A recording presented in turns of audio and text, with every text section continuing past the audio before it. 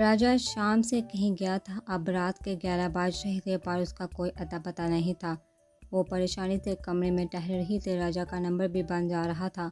वो थक हार कर बेड पर बैठी ही थी कि बाहर से खड़ाक की आवाज़ आई। शुक्र आ गए, वो खुशी से कहती। उठकर तेज़ी से दरवाजे की तरफ बढ़ी। वो बेडरूम का दरवाज़ा खोलकर जैसे ही बाहर निकली, सामने नज़र आते शख्स को देखा। उसका रंग फीका पड़ गया।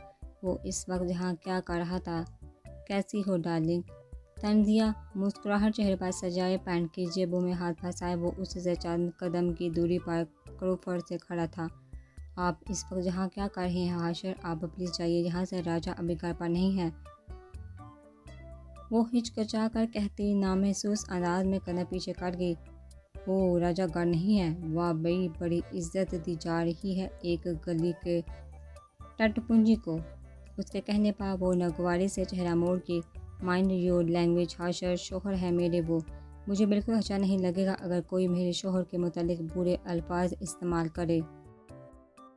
आप प्लीज़ इस वक्त चले जाइए यहाँ से, राजा की मौजूदगी में आइएगा। हाशर तो हैरत से उसके बदले हुए रूप को देख रहा था। बहुत ज़बान चल रही है तुम्हारी। हाँ, वापस तो मेरे पास ही आना है तुम्हें। उसकी बात पर वो सर झटक गई।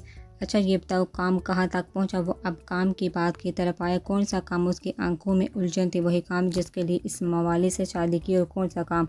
इतने दिन गुजर के अभी तक कोई गुड न्यूज़ नहीं मिली क्या? देखने में तो अच्छा खासा हट्टा कट्टा है वो मवाली। उसकी घटिया बात सुनते नूरिया का चेहरा गुस्से और जब से सुरह पड़ गया। आप अभी और इसी वक्त निकल जाइए यहाँ से, राजा बस आने ही वाले हैं। मुझे कॉल करके बता चुके हैं कुछ देर पहले कि मैं बस पहुँच रहा हूँ।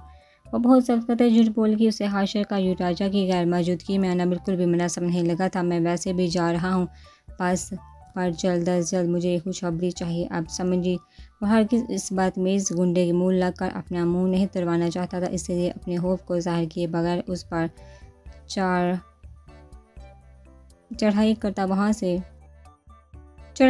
वहाँ से निकलने लगा। राजा की गैर मौजूदगी को यकीनी बनाकर आया तो दीवार फलांग कर था, पर अब वापस दरवाजे से जा रहा था। उसकी बाहर निकलते ही नूरिया ने तेज़ी से दरवाज़ा बंद किया और कमरे में जाकर दरवाज़ा अंदर से लॉक कर लिया। अब वो बेड पर बैठे आंसू बहा रही थी। उसे हाशर से बिल्कुल भी ऐसी उम्मीद नहीं थी। कितनी बदतमीज़ी करके गया था वो आज। वो जो ही आंसू बहाने में मगन थे जब कमरे का दरवाज़ा खुला। अब कि वो जानती थी कि कौन हो, इसीलिए नजर उठाकर भी ना देखा। उसकी खुशबू ही उसकी आमद का पता देती थी। वो कमरे में दाखिल हुआ तो सामने नजर आते मंजर को देखकर ठटक गया। जहाँ वो दुश्मन जान आंसू बहाती जा रही थी, वो अपनी हालत की परवाह किए बगैर तेज़ी से उसकी तरफ लपका। मेरी जान! उसकी मीठी पुकार कानों में पड़ी तो नूरिया का दिल किया कि भागकर उसकी पनाहों में खुद को छुपा ले, पर खुद पर जब्त करती बैठी रही। वो आकर उसके सामने बैठा, उसका चेहरा दोनों हाथों में थाम गया। क्या हुआ? मेरी रानी की आंखों में ये आंसू क्यों? वो बेकरारी से पूछ रहा था। कुछ नहीं, बस मेरा दिल कर रहा था। वो थोड़ा सा कसमसा कर बोली। रोने का दिल भी करता है क्या? लहजे में हैरत वाजिया थी। जी करता है रोने का दिल। हम लड़कियों का करता है क्योंकि हमारा दिल नाजुक होता है। मर्द क्या जाने ये दिल की बातें, क्योंकि आपके सीने में नाजुक दिल की जगह सहद पत्थर फिट हुआ होता है। वो हबकी से बोलते उसे हैरान कर गई, पर बेगम वजह तो पता चले कि इस सहद पत्थर दिल वाले इंसान ने ऐसा कौन सा जुर्म सरजद कर दिया है कि नाजुक दिल वाली हसीना आंसू बहाने पर मजबूर हो गए। वो मोहब्बत से पूछता, उसके गीले बाल अपने हाथों से साफ करने लगा। रहने गीले गाल, रहने दे, बस आपको बताने से क्या फ़ायदा होगा? गलती मेरी ही निकली है। वो इसके हाथ अपने चेहरे से हटाने लगे, पर राजा के करीब मज़ीद मजबूत होगी। नहीं भाई, मैं तो अपनी ज़िंदगी में ही सीखा हूँ कि गलती हमेशा मर्द की होती है। नाजुक दिल औरत भला कहाँ कोई गलती कर सकती है? खास तौर पर बीवी नामी हस्ती तो कभी गलत हो ही नहीं सकती। सारा कसूर शोहर नामी महलू का ही होता है। आपके उसकी आंखों में शरारत चमक रही थी, पर नूरिया उसकी बातों को संजीदा लेती इस बात में सर हिलाने लगी, जिसे देखकर राजा से अपनी हंसी पर काबू पाना मुश्किल लगने लगा, पर जाहिर करवा कर उसे मज़ीद नाराज़ नहीं करना चाहता था, इसलिए अपनी मुस्कुराहट का गला घोंट गया। उसे कोहनी से पकड़कर अपनी तरफ खींच गया। मैं जानता हूँ कि मेरी जान मेरे लेट आने पर रो रही है। उसके सर के पीछे हाथ रखकर उसका सर अपने सीने से टिका गया। अगर अपना कारनामा जानते हैं तो मुझसे पूछ क्यों रहे हैं? फिर उसके अंदाज में हल्की सी मटाई। अच्छा ना मेरी जान, काम से गया था, आइंदा कभी इतनी देर तक घर से बाहर नहीं रहूँगा रात में। अब तो माफ़ कर दे मेरी रानी। उसके यूँ मनाने पर नूरिया के पेट में तितलियाँ उड़ने लगी। कितना अछूता और दिलफरेब एहसास था कि कुछ से मना रहा था। हाशर उस काम को फजूल समझता था। उसके बकौल उसके पास इन बच्चों वाले चौंचलों के लिए वक्त नहीं था। फजूल की खामोशी पर राजा ने उसके गिर्द बाजू का घेरा तांग करते उससे अपनी तरफ मतवज्जा किया। ठीक है, पर यह पहली और आखिरी दफ़ा था। आइंदा आपकी ये गलती माफ़ नहीं की जाएगी, समझे आप। उसके रोब से पूछने पर वो आंखों में शरारत लिए मासूम बच्चों की तरह हाँ में सर हिलाने लगी, जबकि उसकी ऐसी शक्ल देखकर नूरिया मुश्किल से ही अपनी हंसी पर काबू पा सकी। पीछे हटिए, अब सोना है, मुझे काफ़ी रात हो चुकी है, आप भी सो जाइए। अब वो इसके सीने पर हाथ रखते उसे पीछे हटाने का बोलने लगी, क्योंकि उसकी कुर्बत नूरिया की जान निकाल रही थी। सोने को भूल जाओ मेरी रानी, इतनी सर्द रात हो और हक हलाल का महबूब पास हो तो कौन काफिर सोने के बारे में सोचेगा। कानों में पड़ते उसके शरीर सरगोशी नूरिया के रोंगटे खड़े कर गई। इससे पहले कि वो कोई जवाब देती, राजा का फ़ोन बजने लगा। मौका पाते ही नूरिया उसकी गिरफ्त से निकलकर बेड की तरफ भागी। उसकी फुर्ती हैरत से देखता वो मोबाइल की तरफ मतवज्जा हुआ, फिर उसका ख्याल करते मोबाइल लेकर कमरे से बाहर निकल गया। कॉल ख़त्म करने के बाद वो कमरे में वापस आया तो उसे कंबल में दबके सोते हुए पाया। वो इसके नज़दीक होकर गौर से देखने लगा तो मालूम हुआ वो सच में सो रही थी। उसकी चालाकी पर वो इसे घूर कर रह गया। फिर गहरा सांस भरते लाइट बंद करता खुद भी कंबल में घुस कर उसे नरमी से अपनी तरफ खींच कर उसका सर अपने सीने पर रखता उसे खुद में भेज गया। नाजुक बदन का एहसास जज्बात को बेदार कर रहा था। राजा, क्या ज़िंदगी है तेरी, शादीशुदा होकर भी कंवारा। बहुत अफसोस करने के बाद अपनी आंखें साथी से बांध किए सोने की नाकाम से कोशिश करने लगा। यूं ही वक्त गुजरते मोहम्मद अफरीदी की शादी का दिन भी आन पहुंचा था। अरमिश की तबीयत संभलते ही मोमल की शादी और अरसम का वलीमा फिक्स कर दिया गया था। सुनहरी अरूसी लिबास में साता पैर सजी वो बेड पर बैठ अपनी हनाई हाथों की लकीरों को देखने में मगन थी। वो जो कहता गया तुम्हारी शादी फरहान से नहीं होने दूंगा, अब बहुत मज़े से उसकी शादी की तैयारियां कर रहा था। उसने बहुत साल बासम की बेरूही बर्दाश्त की थी, पर अब उसे बिछड़ने की तकलीफ हद से सवा थी। आज वो किसी और के नाम हो जाती तो बासम अफरीदी की सोच, उसका ख्याल भी मोमल अफरीदी पर हराम हो जाता। वो किसी के निकाह में रहकर किसी और की याद को दिलो दिमाग की जीनत नहीं बना सकती थी, पर उसके लिए सबसे ज़्यादा तकलीफ दे मनाहल से बिछड़ना था। वो इसके बगैर कैसे रहेगी, वो मनाहल उसके बगैर कैसे रहेगी, ये सोचते कांसू उसकी आंख से बहता बेमोल होता चला गया। मम्मा, मीठी सी आवाज़ पर मोमल ने दरवाजे की तरफ देखा तो सामने उसकी छोटी सी शहजादी खड़ी थी। सफ़ेद गेरदार पाँव तक लंबी फ्राक पहने, कंधों तक आते नीम घुंघरालू बालू पर ताज लगाए वो सच में शहजादी ही लग रही थी। आ जाओ मेरी जान। वो धीरे से मुस्कुराती उसकी तरफ हाथ बढ़ा गई तो मनाहल भागते हुए उसके हसार में समा गई। यू लुक वेरी ब्यूटीफुल, मम्मा बहुत प्यारी लग रही हैं। अपनी तोतली ज़बान में उसकी तारीफ़ करती वो मोमल को इतनी प्यारी लगी कि वो बेसहारा उसके गालों पर अपने लब रखे।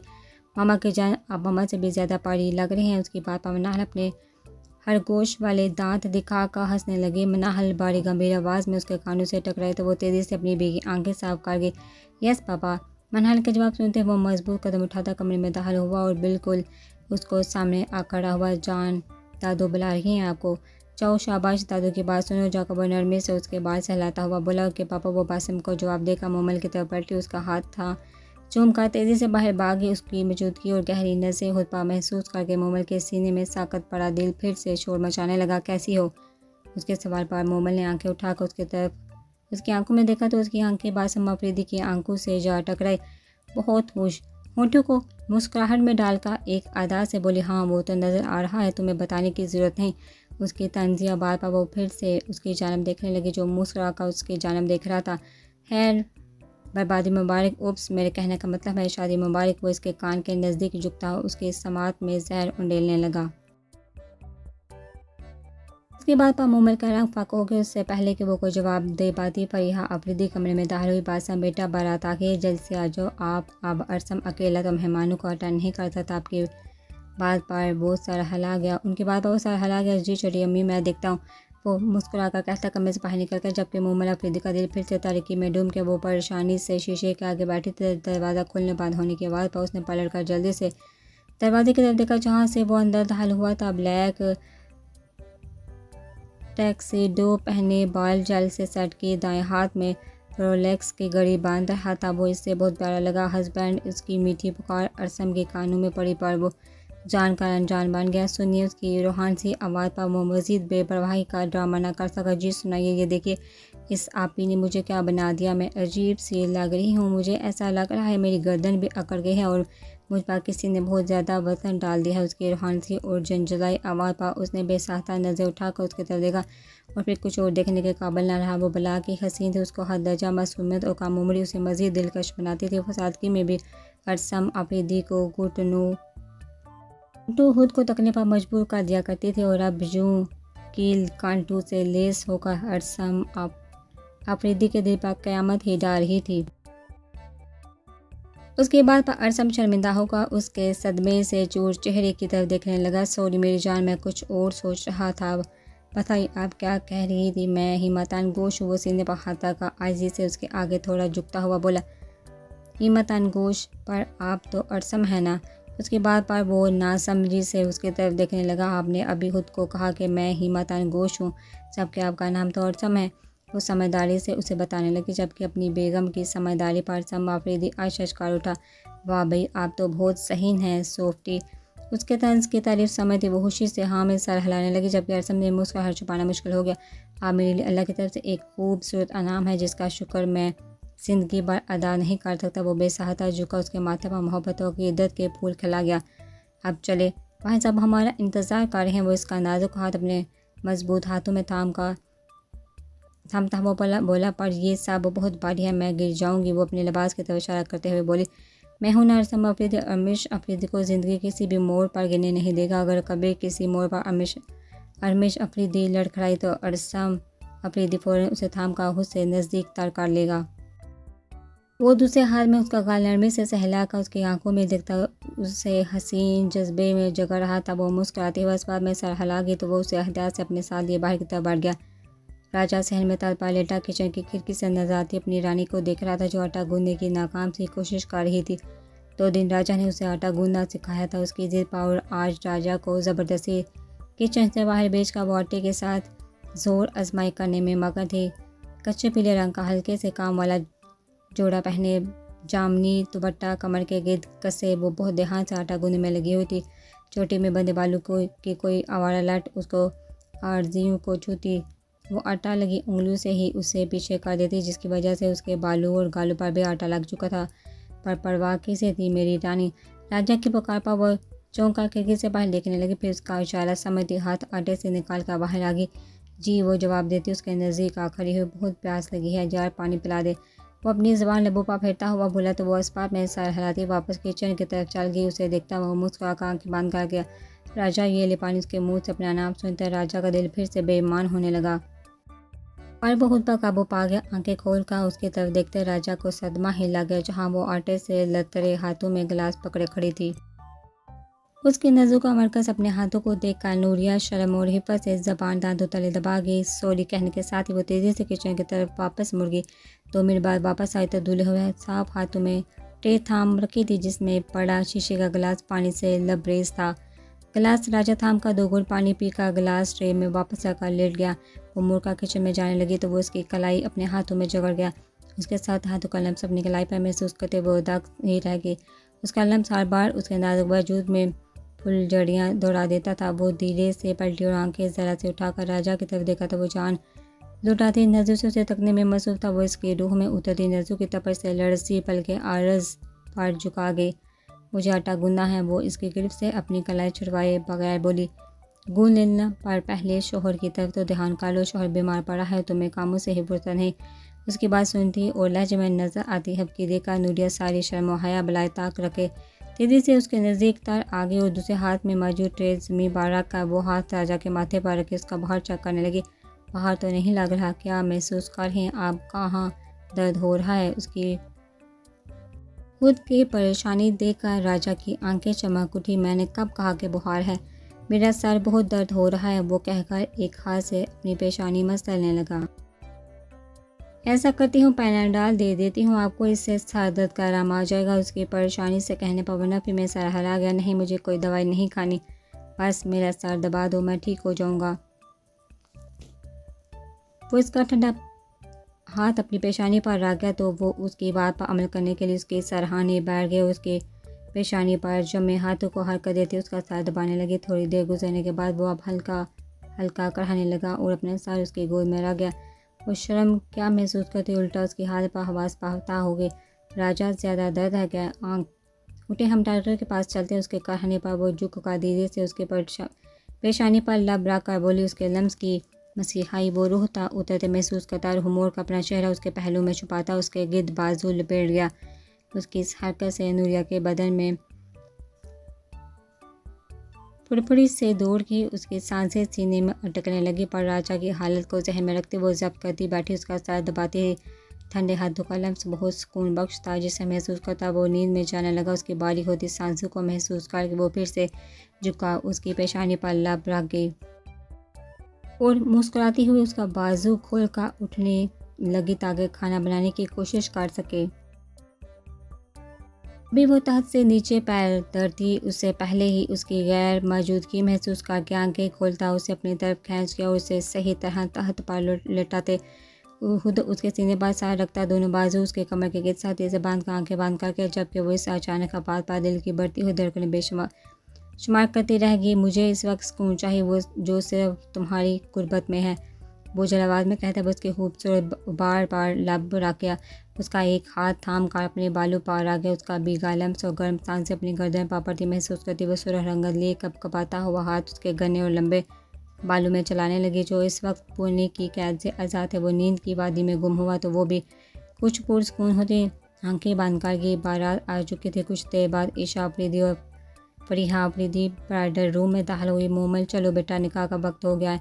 फरीहा बेगम के कहने पर वो अपने दिल पर पत्थर रखती उठ खड़ी हुई। इन दोनों के साथ स्टेज के दरबार की यहाँ स्टेज के दरमियान में फूलों का पर्दा बनाकर दुल्हा और दुल्हन के अलग अलग जगह मुहतसर की गई थी। बासम की नज़र जब सामने से आती घूंघट ओढ़े मोमल पर पड़ी तो वो अपना रूह मोड़ गया। मामा मनाह रोती हुई उसकी तरफ आई और उसकी टांग से चिमट गई। माँ और बड़ी माँ के साथ चलती हुई अपने लिए मुहतस की गई जगह पर बैठ के दिल की तकलीफ हाथ से सवाते निकाल शुरू करे। मौलवी साहब अपने बाप की आवाज़ पर यह कलमात सुनते वो अपने दिल को और मजबूत करने लगे और पास बैठे मनहल का हाथ साथी से अपने हाथों में थाम लिया। आज उसकी एक तरफा मोहब्बत का आखिरी दिन था। कौन जानता था कि मोमल अफरीदी ने बासम अफरीदी का हिजर किस अज़ा में काटा था। उसे किस तरफ रब के सामने गिड़गिड़ा का मांगा था। उसने सुना था कि सच्चे दिल से मांगी गई हर दुआ कबूलियत का दर्जा रखते, पर उसको दुआ ना जाने क्यों नहीं पूरी हुई। शायद उसे मांगने का सही तरीका नहीं आया। उसने ये पढ़ा था कि अल्लाह इंसान की आंखों में ठहरे आंसू के एक कत्ते के गिरने से पहले ही उसकी दुआ कबूल कर लेता है। पर उसने तो बासम अफरीदी के हिजर में सारी रात होकर भी अल्लाह से उसके रजू की दुआएं मांगी थी। वे क्यों नहीं इन्हें कबूलियत मिली, ये सब सोचते मोमल अफरीदी का दिल तकलीफ से तड़प रहा था। पर वह पकली ये भूल गई थी कि अल्लाह के घर में देर है अंधेर नहीं। कभी वो लेकर आजमाता है तो कभी देकर। रुकिए मौलवी साहब, इतनी जल्दी किस बात की है? नस्वानी आवाज़ पर हाल में एकदम खामोशी छा गई। तकरीब में मौजूद जहाँ हर शख्स तजस्सुस लिए आने वाली लड़की को देख रहा था, वहीं इस लड़की की आमद अफरीदी विदा वालों को नागवार गुजरी थी। उससे पहले कि कोई और कुछ बोलता वो खुद ही बोल उठी। दुल्हन के वालिद साहब सामने आई। उनके आगे बढ़ने पर वो खुद भी 2 कदम आगे बढ़ी। अंकल, मैं फरहान की यूनिवर्सिटी की दोस्त थी, उससे प्यार करती थी। उसने कहा यह भी मुझसे बहुत मोहब्बत करता है। हम दोनों ने शादी का प्लान बनाया तो एक दिन फरहान ने मुझे अकेले में मिलने बुलाया। उसकी मोहब्बत में अंधी होकर मैं भी माँ बाप की इज़्ज़त की परवाह के बगैर उससे मिलने पहुँच गई। उसने रिलेशन बनाने के लिए मुझे फोर्स किया और जब मैं नहीं मानी तो ज़बरदस्ती करने लगा। मैं बहुत मुश्किल से अपनी इज़्ज़त बचा कर वहाँ से भागी। हम लड़कियाँ जब माँ बाप की ज़िंदगी भर की मोहब्बत भूलकर चांदीन के आए लड़की को तरजीह देकर माँ बाप की इज़्ज़त रोलती हैं तो हमारे पल्ले भी कुछ नहीं बचता। ना जाने किस तरह सोच लेती है कि जो आसाइशें हमें देने में हमारे वालिदैन हमें ज़िंदगी के 20-25 साल लगे, वो एक गैर आदमी एक दिन में हमें देगा।